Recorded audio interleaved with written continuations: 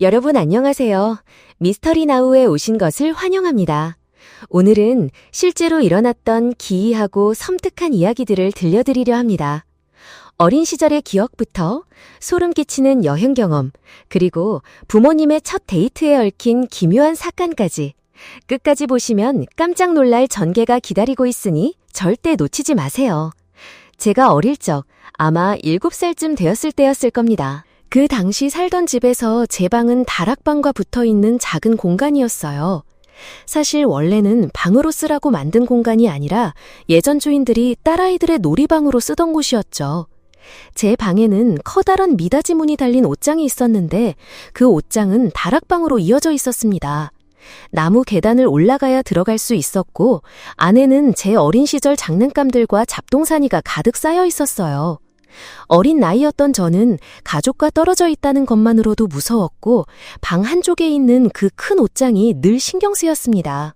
그러던 어느 날 밤 가족들과 무서운 영화를 보고 난 뒤 침대에 누워 있는데 갑자기 옷장 위에서 장난감이 넘어지는 소리가 들린 겁니다. 저는 그대로 침대에서 뛰쳐나와 부모님 방으로 달려갔습니다. 부모님은 아무도 없다고 했지만 제가 너무 겁에 질린 걸 보시고 그날은 부모님 방에서 함께 잘 수 있게 해주셨어요. 다음 날 밤에도 잊으려 했지만 또다시 소리가 났습니다. 이번엔 레고 상자가 쏟아지는 소리였어요. 저는 또다시 부모님 방으로 달려갔죠. 아버지는 점점 짜증을 내셨지만 결국 그날도 부모님 방에서 잤습니다. 그리고 다음 날 엄마와 함께 옷장을 확인했는데 정말로 레고가 바닥에 흩어져 있었습니다. 저는 누군가 옷장 안에 있다고 확신했지만 엄마는 그냥 넘어졌을 뿐이라고 하셨습니다. 그날 밤 아버지는 아예 방 문을 잠그셨습니다. 저는 혼자 방에 누워 아무 소리도 내지 않고 귀를 기울였죠. 약 1시간이 지났을 때 그 무시무시한 소리가 들렸습니다.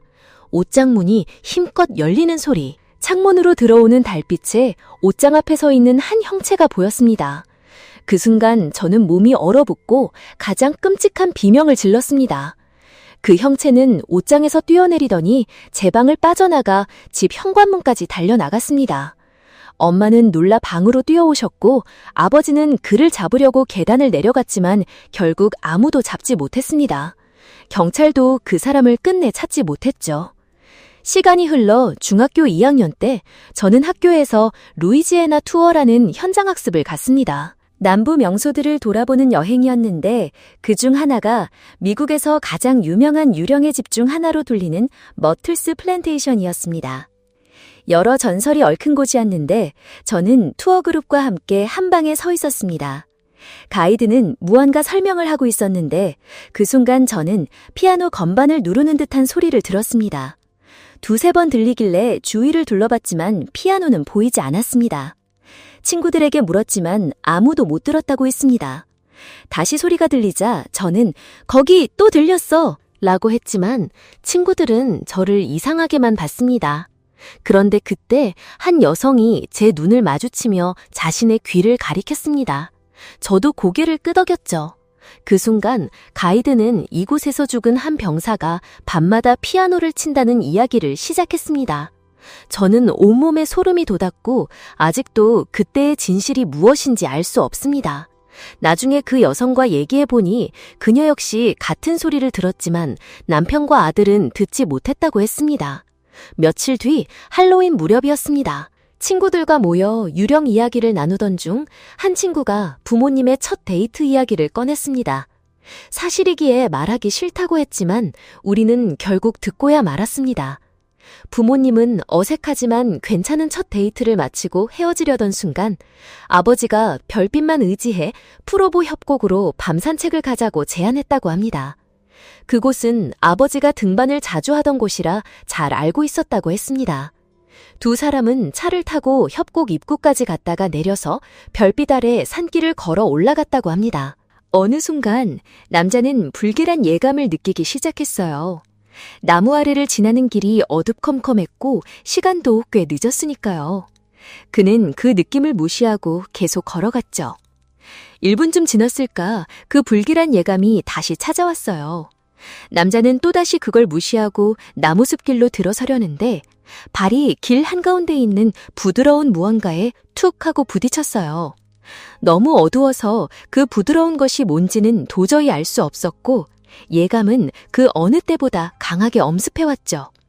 남자는 발에 부딪힌 것이 무엇인지 확인하려 하지 않고 여자와 함께 그곳을 서둘러 벗어나기로 했어요. 몇 년 후 두 사람은 결혼한 지 얼마 안 되어 연쇄살인범 테드 번디의 인터뷰를 보고 있었어요. 그에게 체포될 뻔했던 순간 중 가장 아슬아슬했던 때는 언제였느냐는 질문이 던져졌고 번디는 그날 밤의 이야기를 꺼냈죠.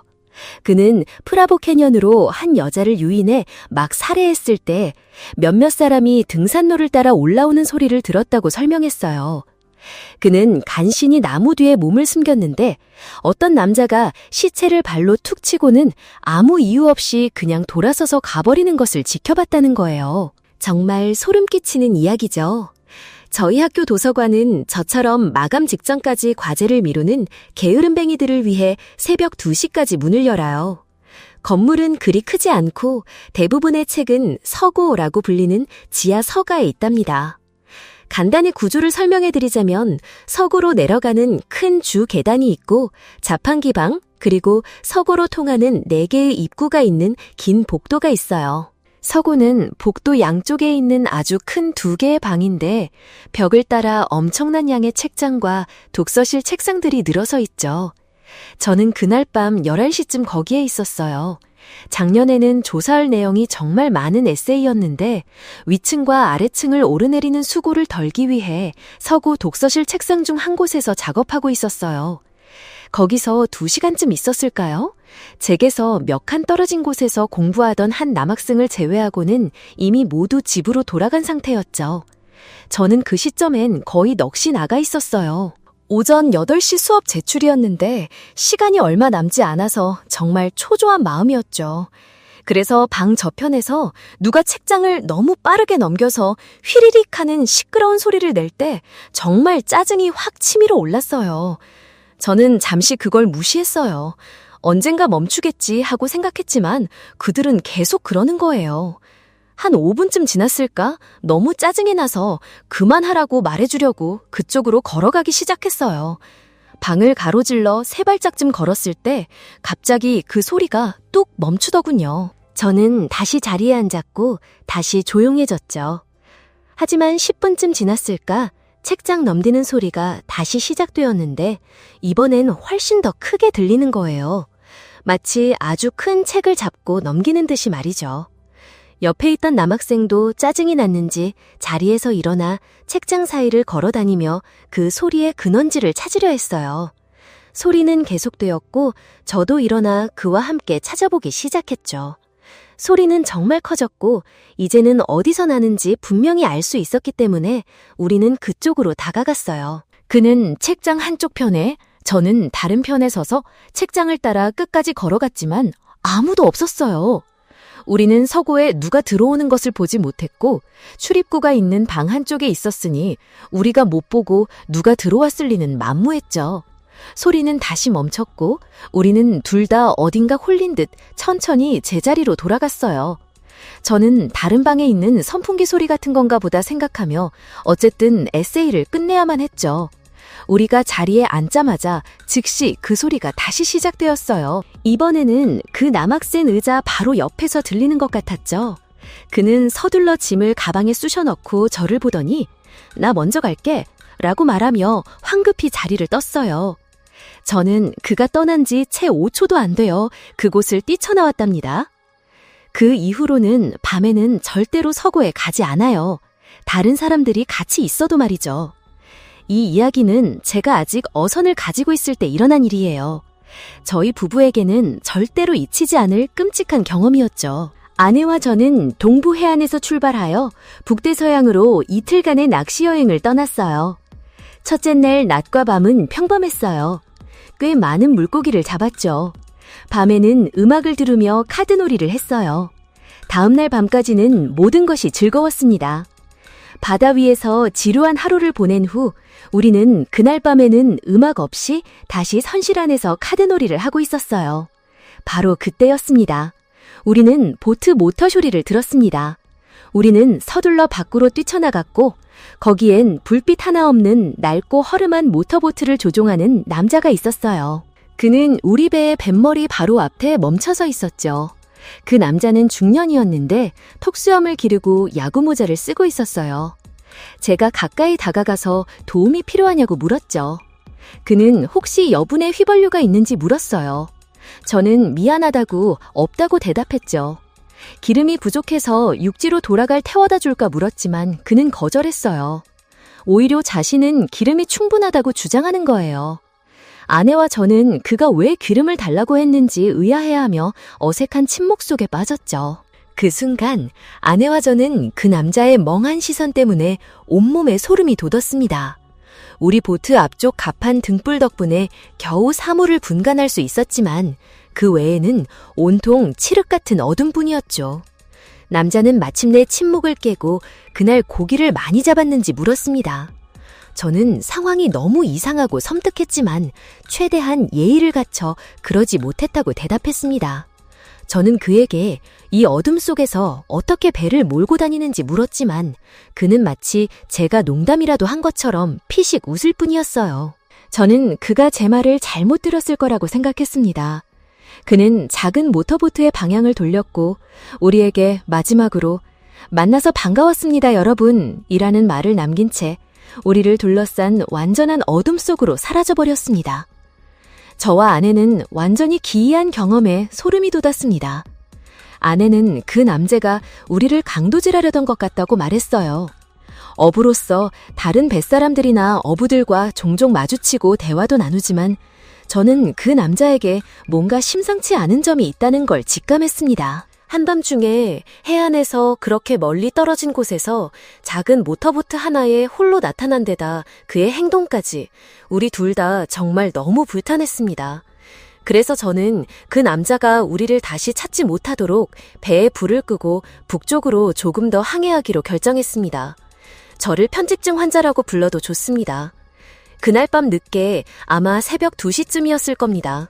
저는 아내의 소름 끼치는 귀청을 찢을 듯한 비명소리에 잠에서 깨어났습니다. 저는 엎드린 자세에서 벌떡 일어나 침대 끝에 서 있는 한 남자를 보았습니다. 저는 그 남자에게 달려들었지만 제가 방을 벗어나기도 전에 그는 이미 선실 밖으로 빠져나가고 없었습니다. 이내 같은 모터보트가 시동 걸리는 소리가 들리더니 다시 어둠 속으로 손살같이 멀어지는 소리가 났습니다. 그날 밤 우리는 곧장 해안으로 돌아와 남자를 즉시 신고했습니다. 물론 그 사건에 대해서는 더 이상 아무것도 들을 수 없었죠. 우리는 그 남자가 무엇을 원했는지, 무엇을 하려던 것인지 여전히 알지 못하지만 그 기억은 아직도 저에게 악몽으로 남아 있습니다. 제 침실은 침대 맞은편에 작은 벽감이 있었는데 그 앞에 옷장이 살짝 가로막고 있어서 빛이 전혀 들어오지 않았습니다. 그래서 밤이 되면 옷장이 천장등과 외부의 주변 빛을 모두 가려버렸죠. 저는 고등학교 3학년이었고 잠을 자려고 애썼지만 도저히 잠이 오지 않았습니다. 여러분도 아시죠? 누군가 나를 쳐다보고 있는 듯한 그 느낌. 제가 바로 그 느낌을 받고 있었습니다. 그 느낌을 떨쳐낼 수가 없었고 마치 저를 쳐다보는 무언가가 악의적인 의도를 품고 있는 것 같았습니다. 눈을 뜨자 제 시선은 방의 어두운 구석으로 향했고 그곳에서 희미하고 더 어두운 윤곽을 보았습니다. 소름이 돋았지만 아무것도 없어. 내가 착각하는 거야. 라고 스스로에게 되뇌었습니다. 다시 눈을 감고 억지로 잠을 청하려 했지만 그 사악한 시선의 느낌을 떨쳐낼 수 없었습니다. 그때 삐걱 하는 소리가 났습니다. 누군가 바닥에 무게를 싣는 듯한 소리였습니다. 다시 눈을 떴을 때 그 그림자 같은 형체가 이제는 반대편 구석에 있었습니다. 제 온몸의 감각이 극도로 예민해졌고 저는 베개와 이불을 머리 위로 뒤집어 쓴 채 울면서 잠들었습니다. 제발 그 존재가 더 가까이 오지 않기를 바라면서요. 저는 제가 상상하거나 꿈꾼 것이 아니라는 것을 압니다. 그 기억은 아직도 저에게 등골 오싹한 전율을 선사합니다. 저희 가족이 함께 캠핑을 간 것은 그때가 처음이었습니다. 저는 그때 18살이었고요. 만약 11살짜리 쌍둥이 남동생과 여동생이 아니었다면 아마 가지 않았을 겁니다. 7월 중순이었는데 저는 사실 꽤 기대하고 있었습니다. 우리는 차를 타고 시골 깊숙이 들어갔고 따로 캠핑장이 아닌 곳으로 향했습니다. 아빠는 조용한 길가에 차를 세우셨고 우리는 숲속으로 1km 정도 걸어 들어가 작은 공터를 찾았습니다. 우리는 텐트 2개를 쳤습니다. 하나는 저와 동생들을 위한 것이었고 다른 하나는 부모님을 위한 것이었죠. 밤이 되자 저는 도무지 잠을 이룰 수 없었습니다. 침낭 안에서 잠들려고 애쓰는 것은 마치 풀밭 위에서 자려고 하는 것과 같았어요. 저는 도저히 잠들 수가 없어서 몇 시간 동안이나 뒤척이며 편안한 자세를 찾으려 했습니다. 제 어린 남동생과 여동생은 이미 오래전에 잠이 들었을 시간이었죠. 그때 저는 텐트 지퍼가 내려가는 소리를 들었습니다. 고개를 들었을 때 누군가 텐트 안으로 머리를 들이밀고 있는 것을 보았습니다. 누구인지 알아볼 수 없었습니다. 아빠? 저는 속삭였습니다. 그 사람은 텐트 안에서 머리를 빼냈습니다. 아빠? 저는 더 크게 말했습니다. 그 사람은 텐트에서 재빨리 멀어졌고 텐트 지퍼는 열린 채로 남겨져 있었습니다. 저는 너무 혼란스러웠습니다. 분명 엄마나 아빠가 저를 확인하러 온 것이라고 생각했거든요. 그래서 저는 텐트 밖으로 기어나와 부모님 텐트로 걸어갔습니다. 지퍼를 열고 안으로 기어 들어갔습니다. 부모님은 두 분 다 침낭 안에 계셨습니다. 저는 아빠를 흔들어 깨웠습니다. 방금 저희를 확인했는지 여쭤보자 아빠는 아니라고 대답하셨습니다. 그 말을 듣는 순간 온몸에 소름이 쫙 돋았습니다. 저는 혹시나 엄마일까 싶어 엄마를 깨웠지만 엄마도 비몽사몽간에 텐트 밖으로 나간 적이 없다고 말씀하셨습니다. 그 순간 누군가 우리 텐트까지 와서 지퍼를 열고 안을 들여다본 것이 분명하다는 사실을 깨닫자마자 온몸에 닭살이 돋았습니다. 제가 아는 한 낯선 사람, 어떤 종류의 미친 사람이었던 거죠? 부모님이 제 이야기를 진지하게 받아들이셨는지 아니면 제가 그저 기억을 못하는 건지 솔직히 알 수 없어요. 하지만 그날 밤 제가 잠 한숨도 못 잤다는 사실은 똑똑히 기억합니다. 제 부모님은 키웨스트로 신혼여행을 가셨어요. 호텔에 체크인하러 도착했을 때 배정받은 방이 금연실이라고 들었죠. 아버지가 흡연자이셔서 다른 방을 요청하셨고 방을 바꿔서 그들의 방으로 향했습니다. 엘리베이터에서 내리자마자 신선한 페인트 냄새가 너무 강렬하게 풍겨왔어요.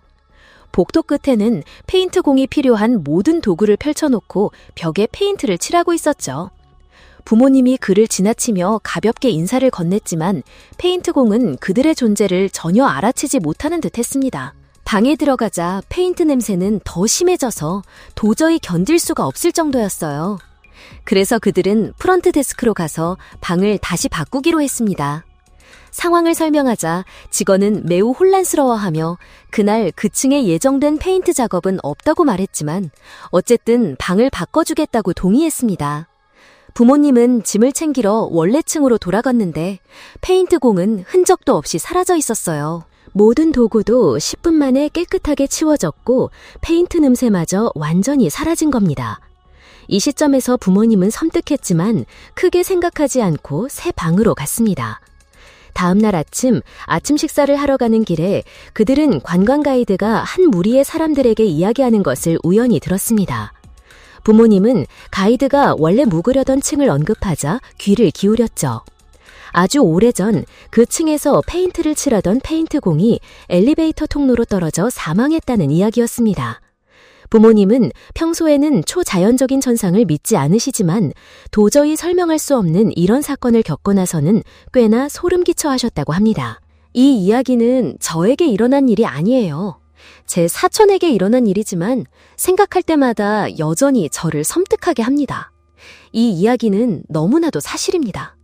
제 사촌 니키는 금요일 밤 새벽 1시쯤 여자친구 샘과 스카이프 영상통화를 하고 있었어요. 샘은 니키에게 밤에 자기 집으로 와서 자고 가라고 했지만 니키는 너무 늦은 시간이라 운전하기를 꺼렸죠. 대화 도중 니키는 샘 뒤에 있는 옷장 문이 살짝 열려있는 것을 발견했습니다. 니키가 그걸 지적하자 샘은 뒤를 돌아 옷장을 바라봤어요. 둘 다 결국 그냥 무시해버렸죠. 아마 대화가 한 30분 정도 더 흘렀을 때쯤 옷장문이 더 활짝 삐걱거리며 열렸습니다. 니키는 다시 그것을 보고 샘에게 남동생이 옷장에 숨어 있는 게 틀림없다고 말했어요. 샘은 부인하며 창문이 열려 있거나 해서 바람이 들어오는 것일 거라고 대답했습니다. 약 30분 뒤 옷장문이 완전히 열리더니 누군가가 옷장에서 나와 샘의 침실 밖으로 걸어 나갔습니다. 샘은 알아차리지 못한 듯 했지만 니키는 방금 본 것에 깜짝 놀랐습니다. 그는 샘에게 남동생이 옷장에 숨어 있었다고 말했지만 샘이 다음에 한 말은 니키를 정말 공포에 질리게 만들었어요. 샘은 그날 밤 집에 혼자 있었다고 말했습니다. 니키는 화면을 향해 그녀에게 문을 잠그고 경찰에 전화하라고 소리쳤고 자기가 할 수 있는 한 가장 빨리 그리로 가겠다고 했습니다. 샘은 그제야 상황을 이해하기 시작했고 뒤를 돌아 완전히 열린 옷장문을 보게 되었죠. 그녀는 문간으로 달려가 피가 얼어붙을 듯한 비명을 지르며 문을 쾅 닫고 잠가버렸습니다.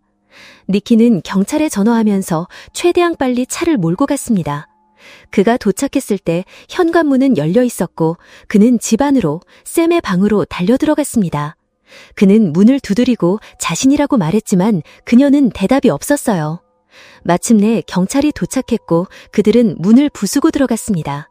샘은 방 구석에 충격에 휩싸여 웅크리고 있었습니다. 그녀는 나중에 경찰에게 문을 닫기 직전 문간에 누군가가 자신과 얼굴을 맞대고 서 있는 것을 보았다고 말했습니다. 밤은 어둡고 폭풍우가 몰아치고 있었어요. 제가 좋아하는 천둥번개가 울려 퍼지는 그런 폭풍이었죠. 그래서 저는 늦게까지 영화를 보고 있었습니다. 아빠와 함께 살고 있었지만 그날 밤 아빠는 집에 안 계셨어요. 어차피 야간 근무 중이셨거든요. 영화 포레스트 검프를 100번째쯤 보고 나서 저는 새벽 2시쯤 잠자리에 드는 게 좋겠다고 생각했습니다. 저는 천둥번개가 칠 때 잠드는 것을 좋아했어요. 듣기만 해도 즐거웠으니까요. 그런데 갑자기 창문에 무언가가 부딪히는 소리가 들렸습니다. 빗방울이 창문을 때리는 소리는 아니었지만 이렇게 큰 폭풍 속에서는 크게 신경 쓰지 않고 다시 머리를 뉘었습니다. 하지만 몇 초 뒤 같은 소리가 또 들렸습니다. 무언가가 다시 창문을 때린 거죠. 이번에는 그 소리가 돌멩이가 창문을 치는 소리라는 것을 알 수 있었습니다. 심장이 마구 쿵쾅거리기 시작했어요. 아빠일 리는 없었죠. 무슨 일이 있다면 분명 전화하셨을 테니까요. 또다시 돌멩이가 창문에 부딪혔습니다. 저는 침대에 들러붙어 꼼짝할 수 없었어요. 창밖을 내다보고 싶지 않았지만 밖에 있는 그 누군가는 제가 저 위에 있다는 걸 분명히 알고 있었을 거예요. 제가 방금 TV를 껐으니까 환한 불빛이 창문 너머로 보였을 수도 있고요. 저는 그냥 무시하면 그들이 사라질 거라고 생각했어요. 또다시 돌멩이가 창문을 때렸고 그 다음엔 또 점점 더 빠르게 말이죠. 빗줄기가 가늘어지기 시작했고 그때 아래 거리에서 트럭 엔진 소리가 들렸어요. 그리고 창문에 훨씬 더 큰 쿵 소리가 났을 때 저는 더 이상 참을 수 없었어요. 침대에서 벌떡 일어나 경찰에 신고할 생각으로 움직였죠. 전화가 있는 아래층으로 달려가는데 현관문을 지나는 순간 뭔가 섬뜩한 것을 봤습니다. 문 위쪽 유리창 너머로요. 한 사람의 얼굴이었어요. 저를 들여다보고 있었는데 마치 입가에 묘한 미소를 띠고 있는 것 같았어요. 저는 부엌으로 전력 질주해서 곧바로 경찰에 신고했습니다. 경찰은 근처에 경찰관이 있으니 곧 도착할 거라고 말해줬죠. 문 앞에 있던 놈은 문고리를 만지작거리기 시작하더니 결국 문을 들이받으며 부수려고 안간힘을 썼어요. 저는 호신용으로 식칼을 움켜쥐고 경찰이 오고 있다고 크게 소리친 다음 다시 위층 제 방으로 뛰어 올라갔습니다. 약 1분 정도 지났을까요? 문을 들이받던 소리가 멈췄고 제 창문을 때리던 돌멩이 소리도 더 이상 들리지 않았어요. 저는 여전히 창밖을 내다볼 엄두도 내지 못했지만 트럭이 멀리 떠나는 소리를 들었던 기억이 납니다. 몇 분 뒤 밖에서 경찰차 사이렌 소리가 들렸고 잠시 후 초인종이 울렸어요. 저는 경찰관에게 모든 것을 자세히 설명했어요. 제가 본 얼굴을 최대한 정확하게 묘사했죠. 아쉽게도 저는 그 차량에 대한 어떤 정보도 제공할 수 없었습니다. 그때 잠깐이라도 창밖을 내다봤더라면 저는 여전히 그때 그렇게 하지 않은 것을 후회해요. 경찰이 그들을 잡을 만한 정보는 결코 충분하지 않았죠. 그들이 제 집을 털려고 했던 건지 아니면 훨씬 더 끔찍한 의도를 가지고 있었던 건지는 지금도 알 수 없습니다. 여러분, 오늘 미스터리 나우의 이야기는 어떠셨나요? 저는 아직도 그때의 공포를 잊을 수 없습니다. 혹시 이와 비슷한 섬뜩한 경험을 해보신 적이 있다면 아래 댓글로 여러분의 이야기를 자유롭게 공유해주세요. 오늘 영상이 유익하고 흥미로웠다면 좋아요와 구독 버튼 누르는 것을 잊지 마시고요. 주변 친구들에게도 많이 공유해주세요. 그럼 다음 시간에도 더욱 등골 오싹한 미스터리 이야기로 찾아오겠습니다. 감사합니다.